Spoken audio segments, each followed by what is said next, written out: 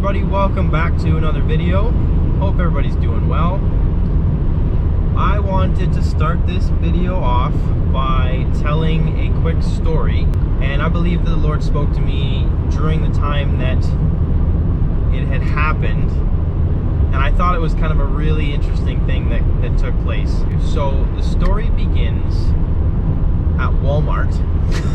Not really, but I had bought a Lego kit thing for Jaden, just with the intent of building it together to spend some time together. Actually, the main purpose of this was not just a gift, but it was with the intent of building this together. So him and I were going to build this car together and spend some quality time together, and then he'd have an assembled Lego vehicle at the end of the process. So when I got home, Jaden was obviously very excited about the gift, and he was, of course, as every child is, very excited about when we can begin the process of putting this car together. So he goes out and prepares all of his pieces. He's got all of his, all the different bags that it comes in and the instructions, and he's starting to organize the pieces into different categories and everything, basically preparing as much as he can for when we are going to be building this together. So once I finished all of the chores that I had to do, we sat down and we started building his thing. And I think we got maybe about a third of the way done, and I got interrupted. I don't remember what it was about, but I had to put that car on pause and do something else. And then the intent was, I think we were going to come back to it after dinner. We hadn't eaten dinner yet. And although we got interrupted with building it, he's fully aware of the fact that after dinner, we are going to pick up where we left off. So I'm sure you can guess what happened next. I went off to go do whatever it was I had to do, and Jaden decided to continue working on the project that we were working on. And he did ask, and I said it's completely okay. I said it might be a little bit difficult because it was one of the more tricky ones. It wasn't one of those easier Lego assemblies. You know how they have different age groups and all that? This one was a little bit higher up.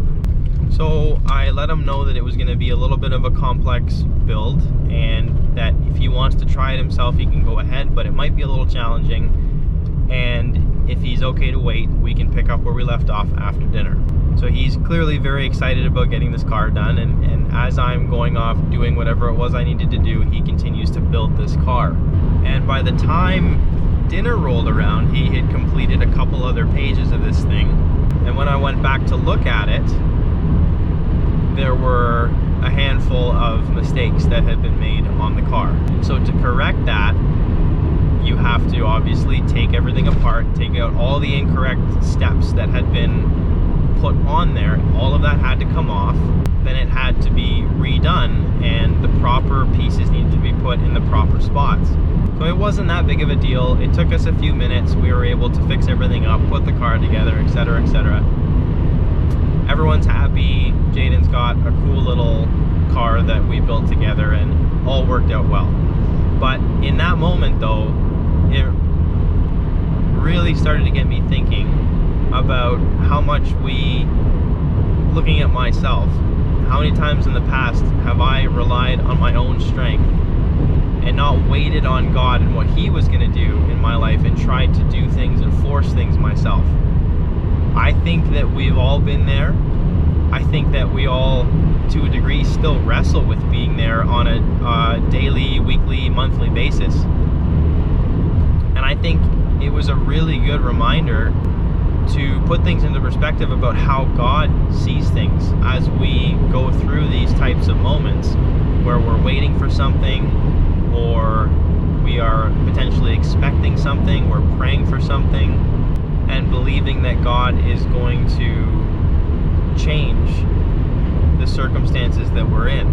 But during that time, we try to go off and do things our own way. We look at things that seem to look great from either a worldly perspective or on paper, but we don't go based off of that leading in our heart. You know, what is that still small voice saying? What do I have peace towards, right? And there's been so many things I can think of in my life where I've done that exact thing.